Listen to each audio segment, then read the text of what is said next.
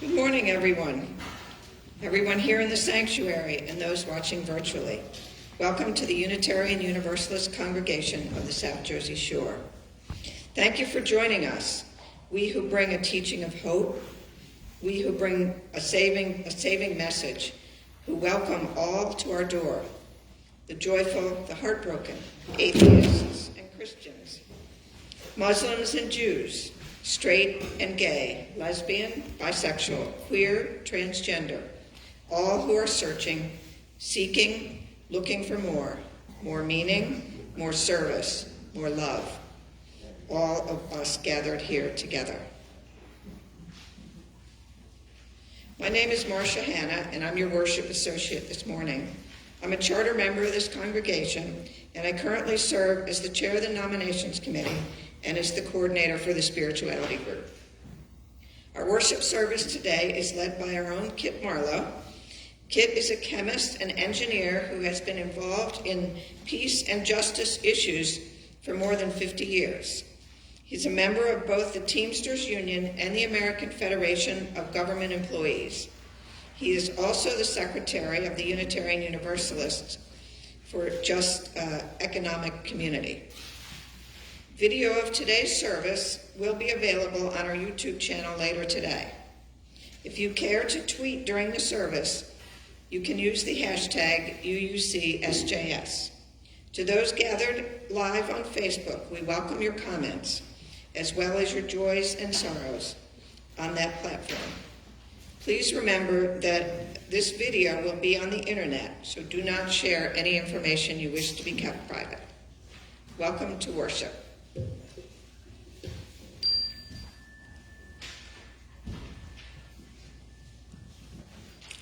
If I had a hammer, I'd hammer in the morning, I'd hammer in the evening, all over this land.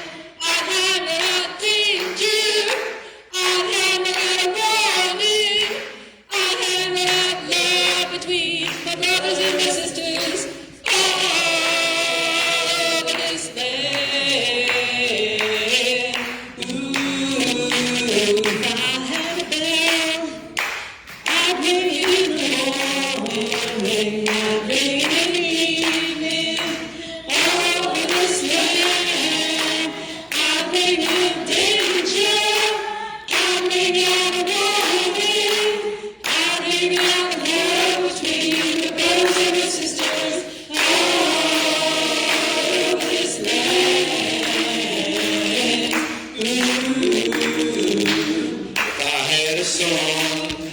Sing it in the morning, I'd sing it in the evening, all over this land. I'd sing it in danger, I'd sing out a warning, I'd sing out the love between my brothers and my sisters, all over this land.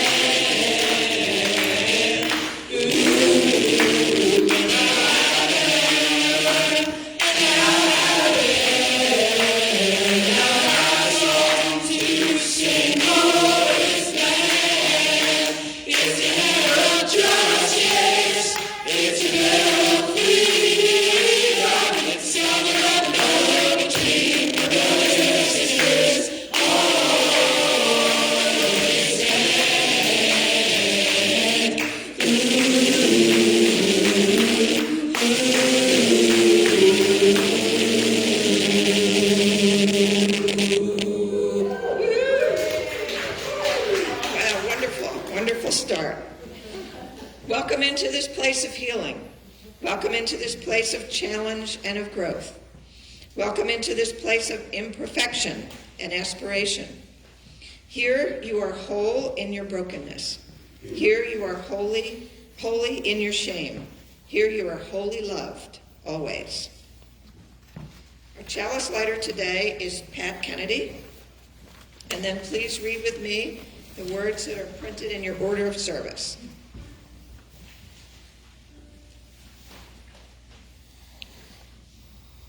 The flame of our chalice this morning is a symbol of the warmth and brightness of our connections.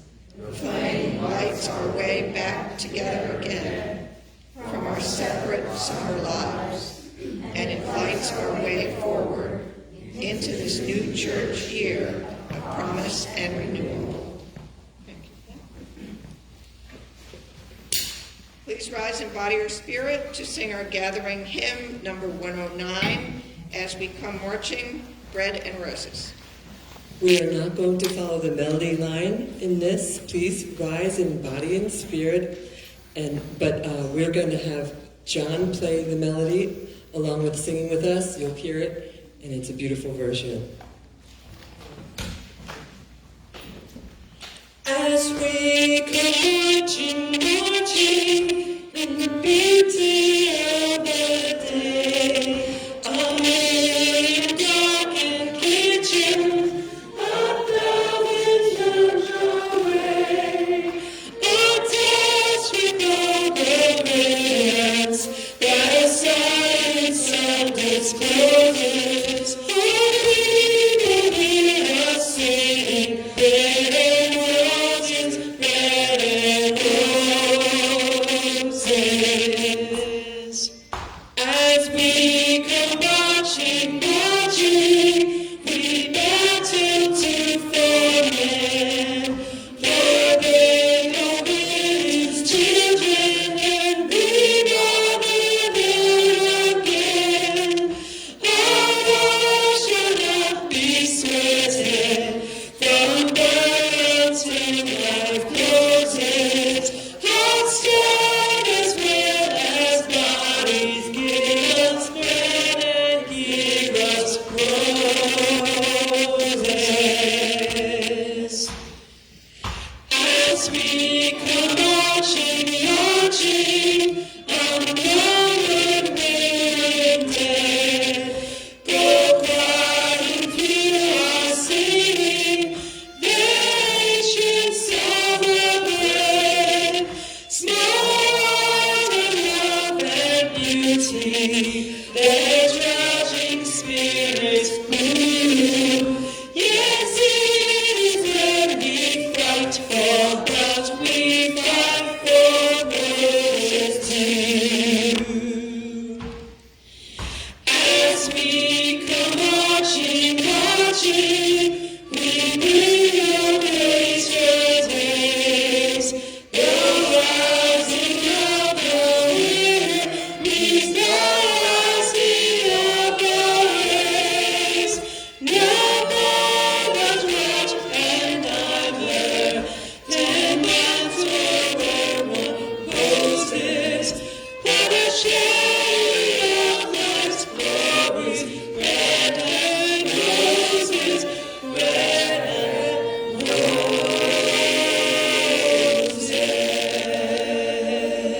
roses.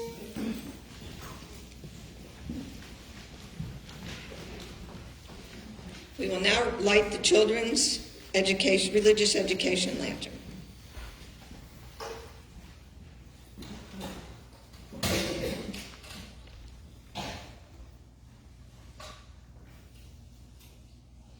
We light this lantern for our children and youth and for us, celebrating the flame of faith lighted in each of us, honoring the light each of us brings into the world, rejoicing in the community that we create together. The children will now collect your donations for local food pantries and animal shelters.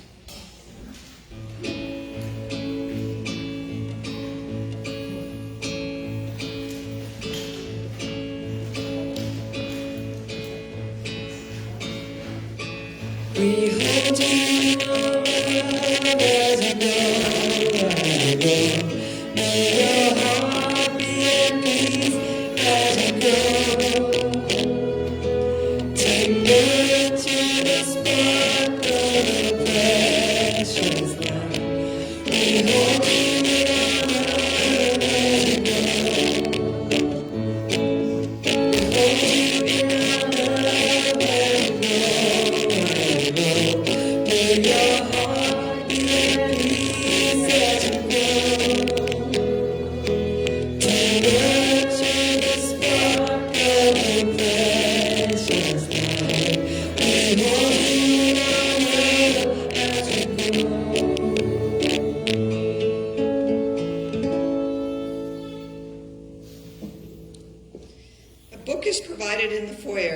which you are invited to write whatever joys and sorrows you have as you enter.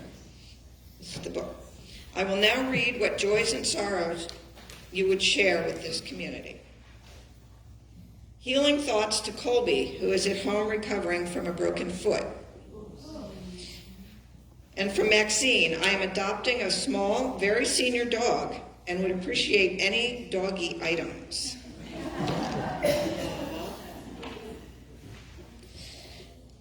Let us share in a quiet time together to reflect on our week. During the musical interlude, you may come forward and place a pebble in the water to acknowledge a personal joy or sorrow.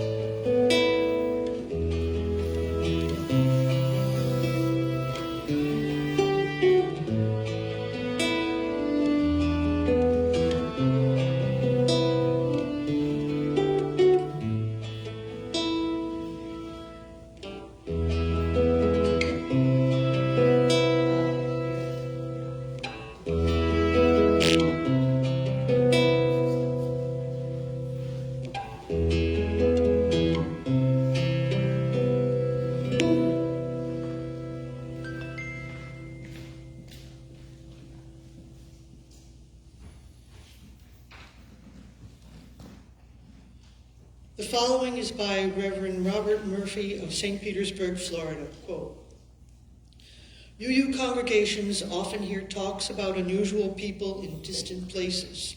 Speakers ask us to send money or sign a petition that will be sent to Congress. On Labor Sunday, we encourage congregation members to discuss our own workplace experiences.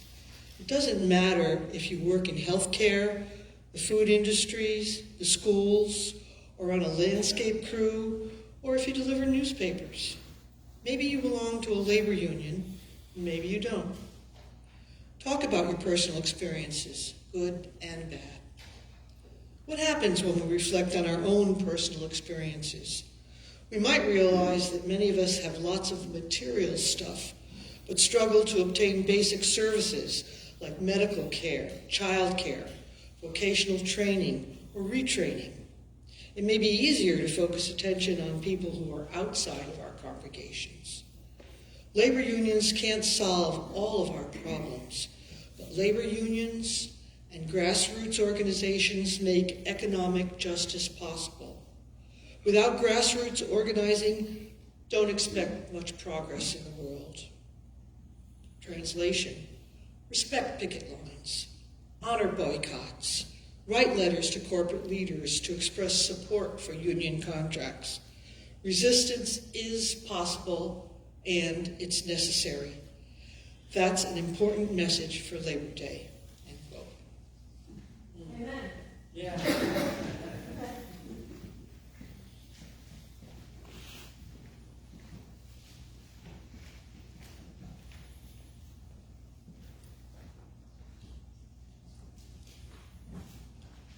I invite some of the choir to come and sing on this.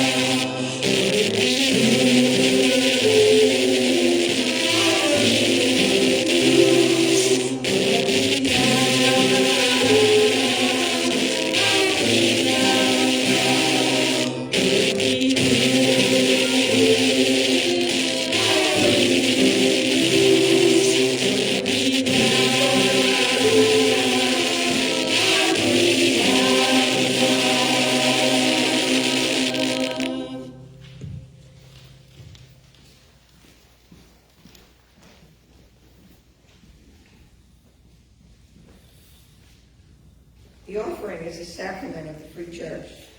It is supported by our voluntary generosity for all who join with us. You can also text your donation to 609-293-4495, or if you are using the electronic order of service, follow the link to make your donation. For those of you participating online, please visit uucsjs.org and click on the yellow donate button for ways to donate. More than 80% of our annual budget is supported by direct pledges and donations collected through our in-service offerings.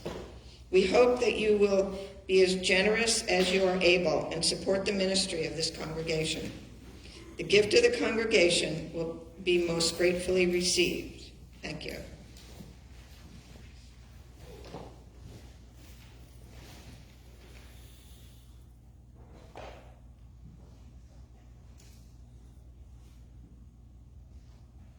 You're waiting on me, aren't you? Dang nabbit. The dog ate my homework.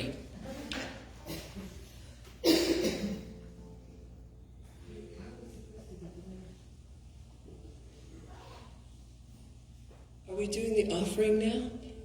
Yes.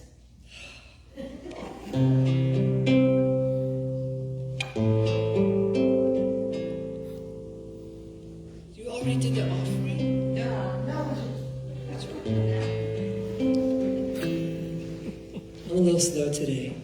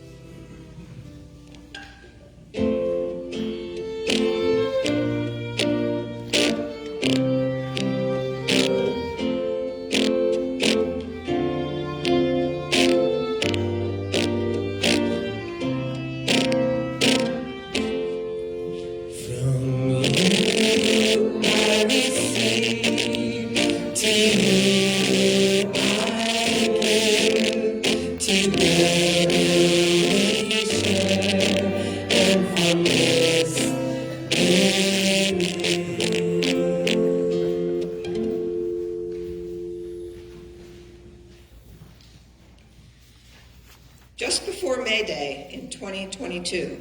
Susan Frederick Gray, the president of the Unitarian Universalist Association, made the statement I will read in a moment.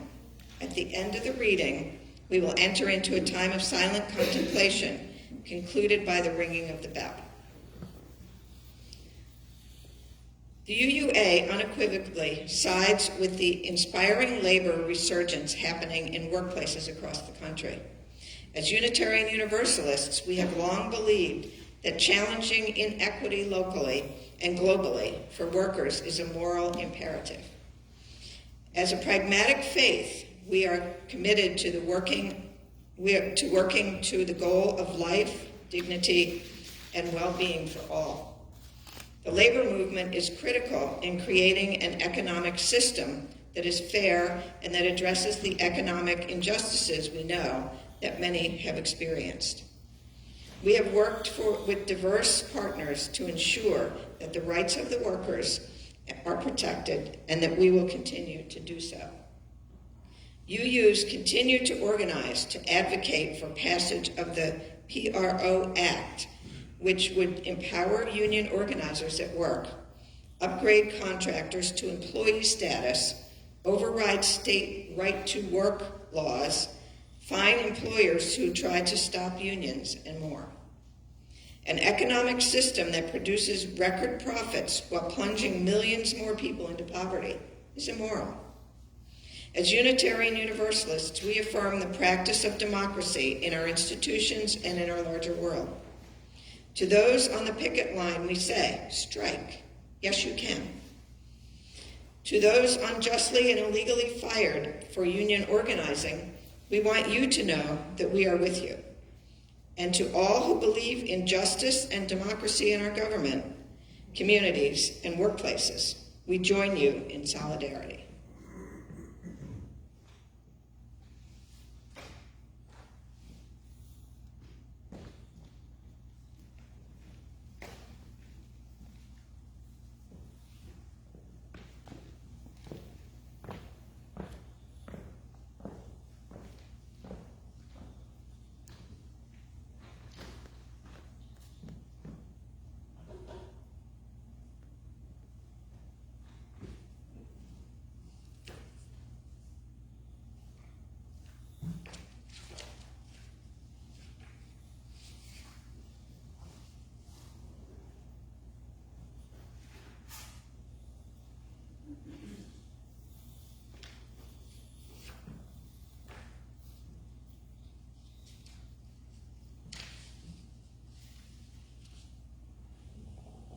Good morning.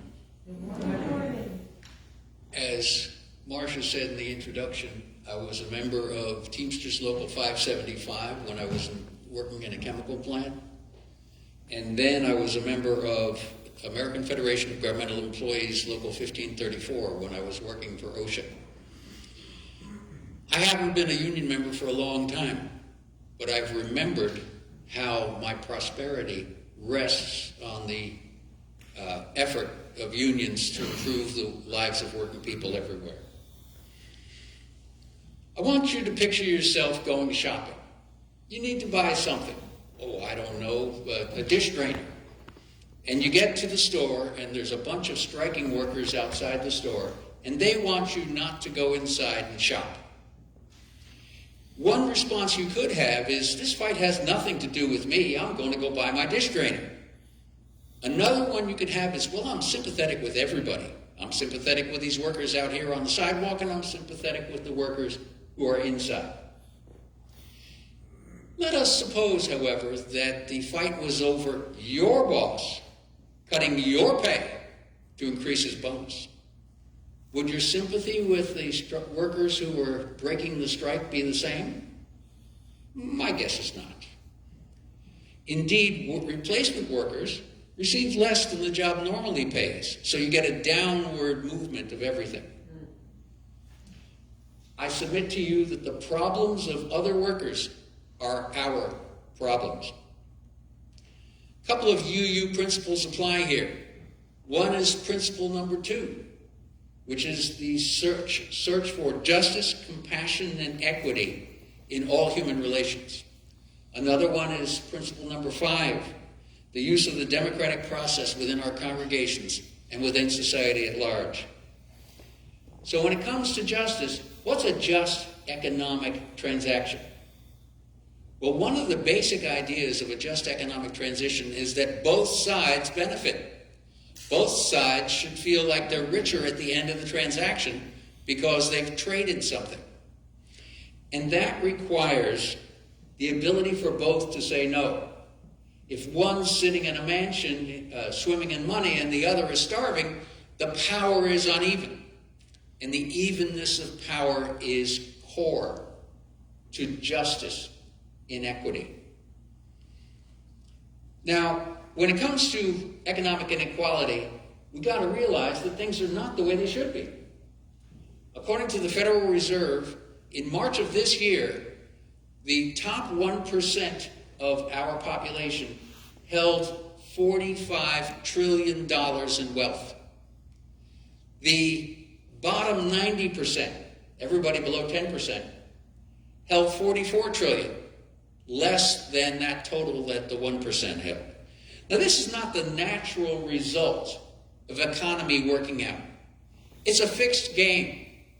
It's fixed because of tax law, and I'd be happy to talk to you about that in April.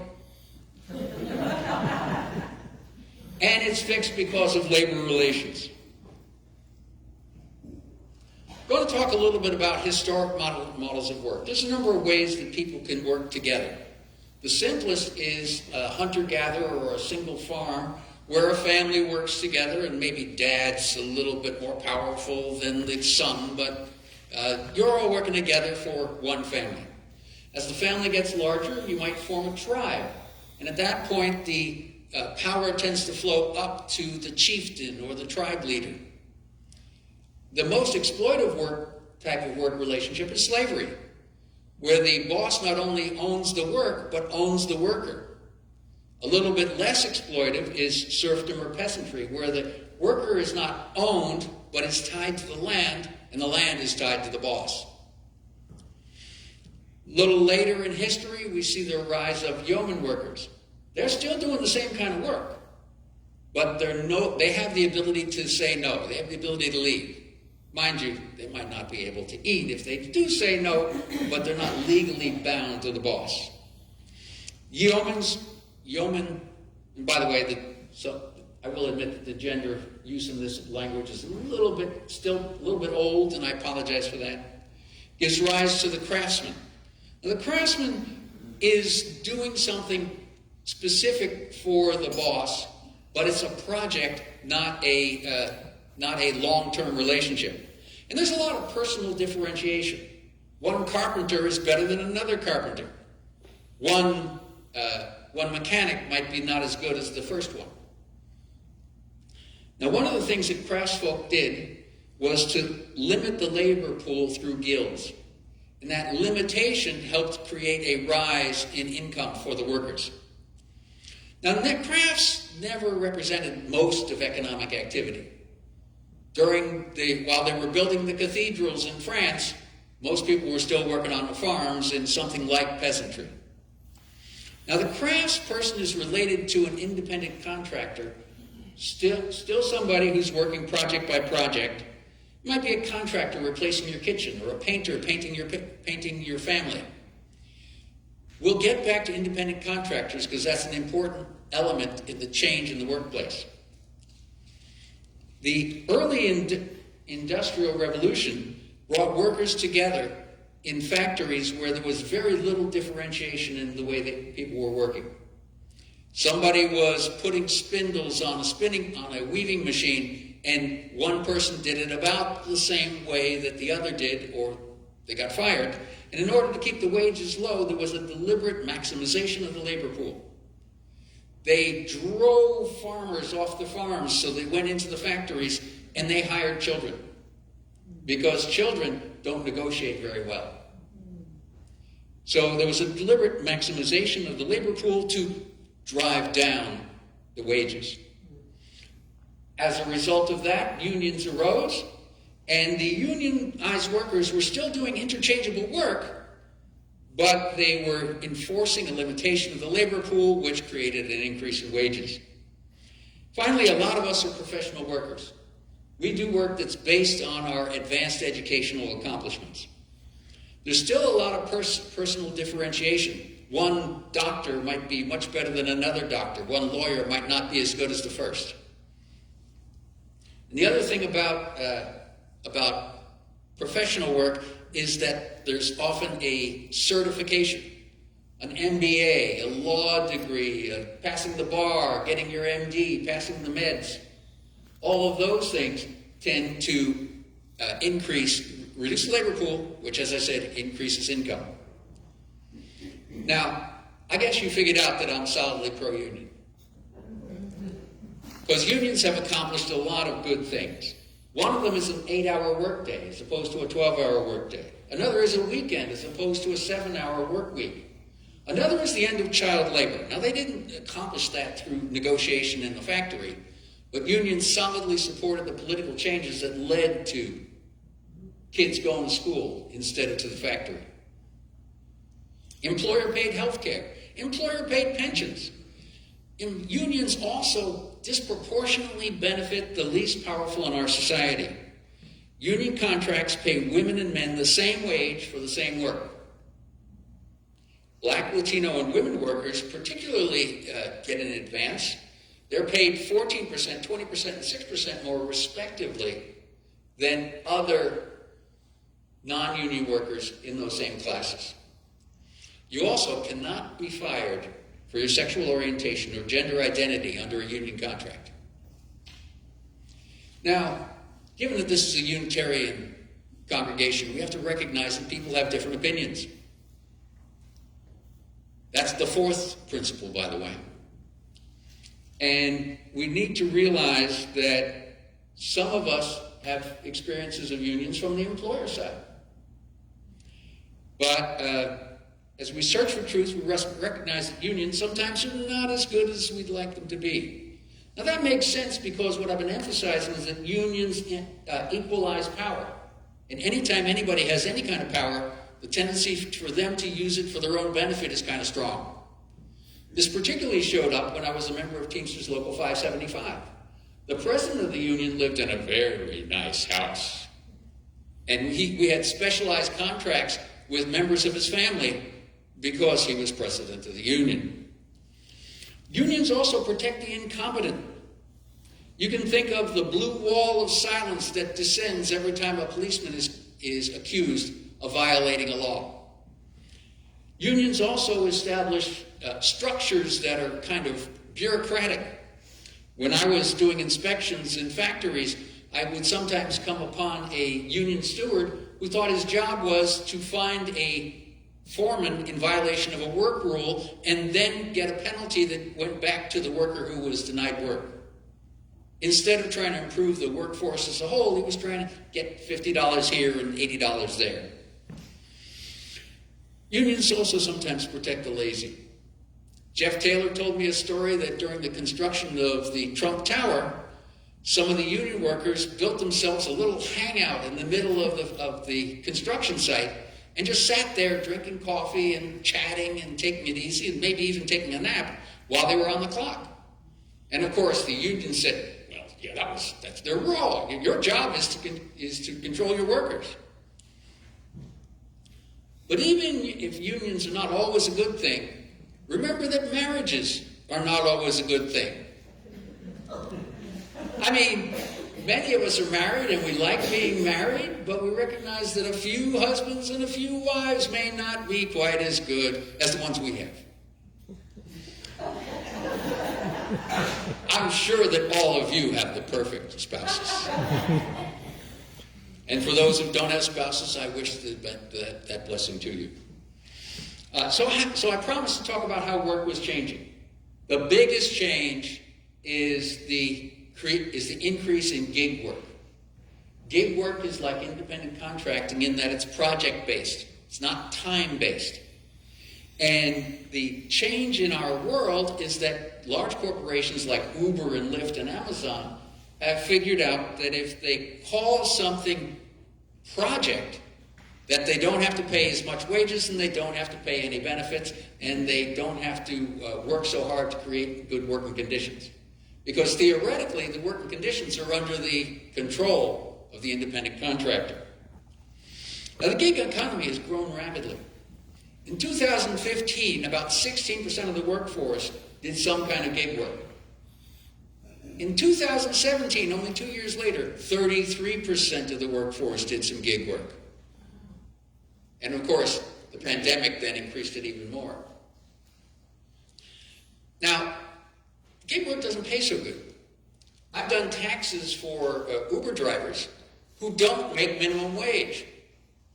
And the reason they don't is because they underestimate the cost of operating their vehicles. And when you take out the cost of their vehicles for the purpose of taxes, you wind up with not a lot of money. Gig workers can report an employer to the Internal Revenue Service, which can investigate and charge the business back taxes, penalties, some of which get paid to the feds, some of which get paid to the workers. And again, that theoretical control of work methods is the big deal. Gig workers have responded by proposing a gig workers' bill of rights. It's just a proposal right now, but they're trying to make things better. Another change recently is that half of the workers in the United States have negative feelings about work. As an aspect of that, you've heard of the Great Resignation. 14% of the people left the workforce as a result of the pandemic. Many of them are back, but at least 20% of them now plan to quit their current job in the next year. Big change in flow and flux. Remote knowledge workers expect to work flexibly at home and in the office. One consultant recently said, if an organization were to go back to a fully on-site arrangement, they might lose 39% of their workforce. Unions are now more popular than they have been in many years. Just last week, it was announced that 71% of Americans favor unions. Unions, on the other hand, represent many fewer workers. In 1954, 35% of the workforce was in unions. In 1983, it was 20%. Today, it's 10.3%. And that's important to us because economic inequality in the society at large tracks the change in union participation. The Economic Policy Institute reports that the loss of unionization reduces the income of a typical full-time worker by $3,250 a year. Not enough to buy a house, but sure not better than a poke in the eye with a sharp stick. Some blame globalization and automation. Those factors account, according to research, for about 20% of the loss of union jobs. Industries not heavily affected by globalization, such as construction, transportation, communications, utilities, supermarkets, hotels, and mining, which you can't move anywhere, also lost union coverage. Another change is the increase in the number of college-educated workers. There are so many college-educated people that at least half of the waiters, the waitresses, the tool and die makers, the child care workers, the security guards, the retail salespersons, the mail carriers, the bartenders, the customer service representatives, bank tellers, as well as first-line supervisors in production and food service have at least some college, more than half of them. The economic grand bargain that applied to my generation, go to college, work hard, enjoy a comfortable lifestyle, it just has broken down. A bachelor's degree is no longer a guarantee of a good life, nor indeed is a PhD. Many college-educated people had to join the blue-collar workforce. That had a perverse result. Brian Murray, who had a BA in political science, earned about $14 an hour as a youth counselor at a group home for middle-aged school children in Buffalo, New York. He switched to Starbucks, where his wages increased to $15.50 an hour. He then helped create the first union at a Starbucks store in Buffalo, New York. During the Depression, people with radical politics took jobs just to organize workers. They were called salts. Several salts took jobs at the Amazon plant in Staten Island, New York, and helped organize a union you heard about there. It's like 1936, when the Great Depression was partly over. Things were improving, but they weren't great yet. Now we are recovering from the pandemic. Workers feel empowered. The combination of a traumatic event and things improving is a good combination for organizing unions. Sectors hit lately with union ferment tend to attract youthful, well-educated, and aspirational workers who have strong opinions on social issues. Employers characterize these college-educated workers as carriers of an alien bourgeois libertarian culture into the labor movement. They also attack so-called woke unions that back progressive candidates and policies in the political arena. We should not be buying into the divisions that they create. Another change is the erosion of labor laws. Employers can violate the National Labor Relations Act with relative impunity. Employers are charged with breaking the labor laws in 40% of all union organizing elections that have occurred in recent years. Employers consider the fines just part of the cost of doing business. The Republican Congressional Caucus has announced its determination to target the Department of Labor. They want to reduce union power and beat back organizing drives, particularly in the service sector, for the benefit of their reactionary donors. House Resolution 842, the Protecting the Right to Organize, or PRO Act, that Marcia mentioned, would facilitate union organizing and activity by fixing many of these problems. I thought about summarizing it to you, and it's way too long. A summary of the act is on the first table on the right in the foyer as you exit. So you can look at that if you have an interest. So I want you to recognize that most workers are somewhat interchangeable, which means that your power in negotiating your own contract is pretty small by yourself. And as Ben Franklin once said, we must all hang together, or we shall surely hang separately. Even if you have an individual work reputation, the prosperity of non-union workers like you rests on spillover, the gradual float created by the increase in union wages. You should also recognize that the power dynamics that apply to work apply to consuming. The organization that publishes Consumer Reports magazine is called the Consumer Union for a deliberate reason. So what should you and I do? One is that when we have work to hire, we should pay and treat our workers well. We should award construction contracts to contractors that will treat their workers justly. Our congregation should have a relationship with organized labor. Michael Schwach, the Religious Affairs Director for the AFL-CIO, told me at a webinar just a couple weeks ago that each congregation should listen to workers about medical insurance, inflation, and other economic problems. Young workers are concerned about the gig economy and their economic future. Older workers worry about pension plans and retirement. If there's a conflict, we should ask, which side are we on? Should we be fomenting worker organization and uprisings? An example of doing that is that there's two programs that are related to the Starbucks organizing program. One is called No Contract, No Coffee.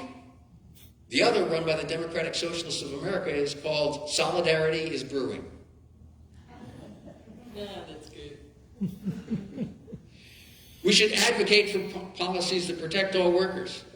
When I gave this presentation 7 years ago, or 6 years ago, I advocated for you to push for a $15 minimum wage.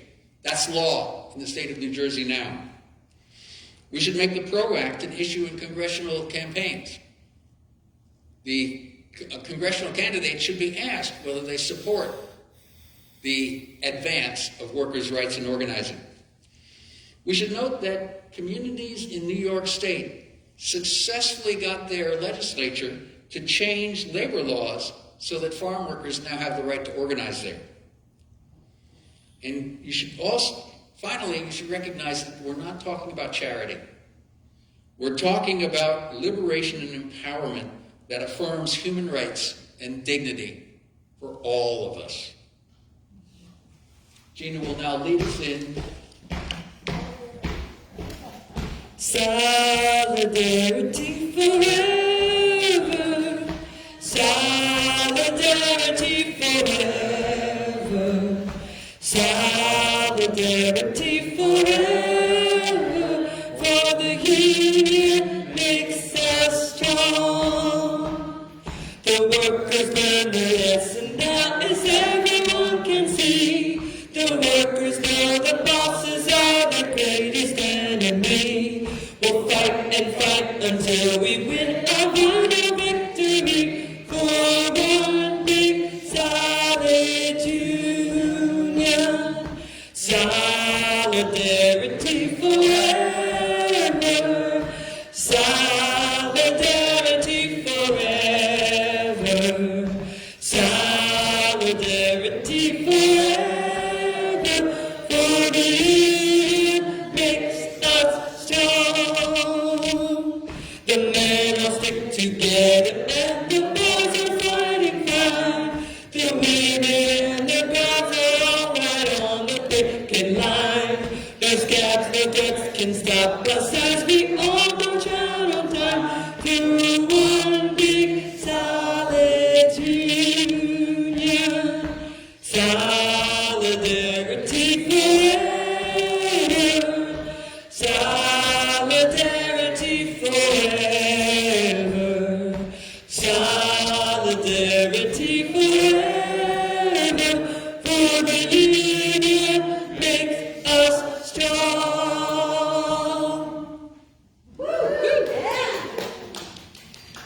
Amen. Please rise in body or spirit to join us in singing our closing hymn, number 157, Step by Step, the Longest March. Cynthia is going to play through it once to refresh our memory of the melody. The choir can come up and join us if they like. And yeah, here we go.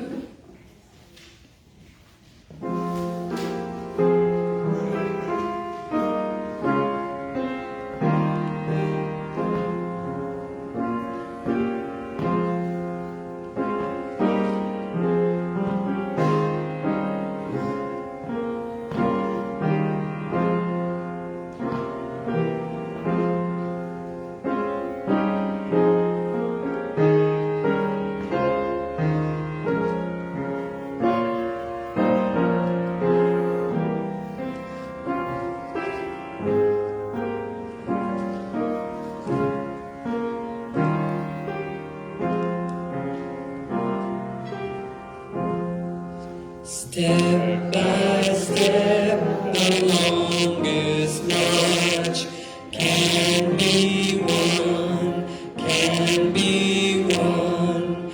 Many stones can form an arch, singly none, and by winning what we will can be accomplished still. Drops of water turn a mill. Singly none. Drops of water turn a mill. Singly none.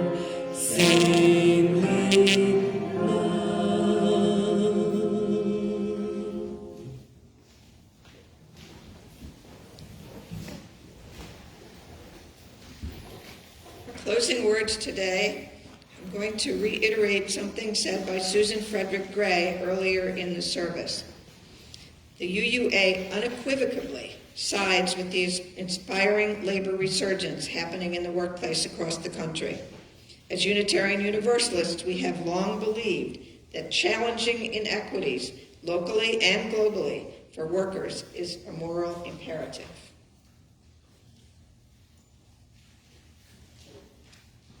Please read with me the words for extinguishing the chalice, which are printed in your order of service. We extinguish this flame, but not the light of truth, the warmth of community, or the fire of commitment. These we carry in our hearts until we are together again.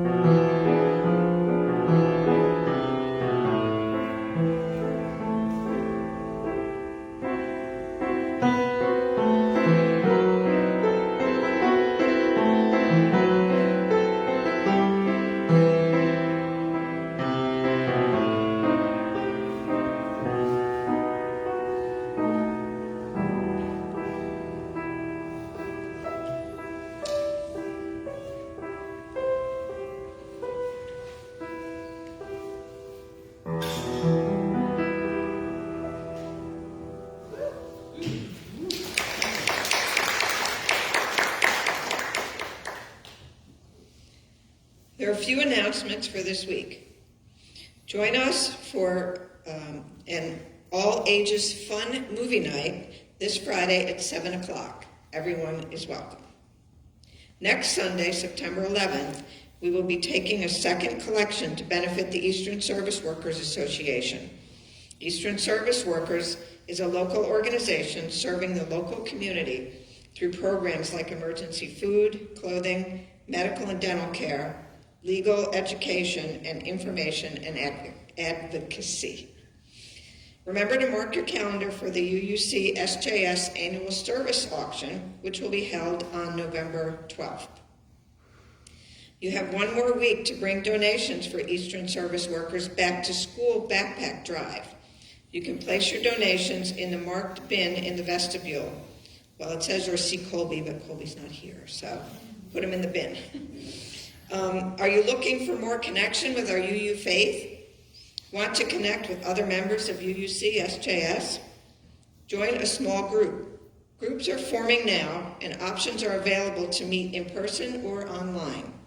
A sign-up sheet is available at the back of the sanctuary, or you can contact our Director of Religious Education, Jessica Satsinoff, for more information. Join us next Sunday when Reverend Carol Haig brings to us the UU Water Communion. The congregation regathers after summer activities that may have slowed or changed our pace. We regather in the spirit of the fall equinox, seeking balance in our lives. We gather to share the most universal and essential elements of the earth, water. You are invited to think about the place of water in your life and to bring a sample to share in the community bowl. It can be virtual water. Reverend Carol Haig is retired after 13 years as a religious educator, a DRE and an MRE with the Unitarian Church, now Beacon, in Summit, New Jersey. Since then, she has served on the Murray Grove Board as a member, president, and currently chairs its development committee. She is a strong advocate for universalism as the central, vital force of our Unitarian Universalist movement. She believes that universalism embodies the critical message of inclusion for our times. We warmly welcome all of you who are visiting us today. Parents are encouraged to stay for the final moment of worship and to retrieve their children from downstairs after the bell has sounded. Now let us share in a moment of silent reflection to consider today's message and the meaning that it has in our lives.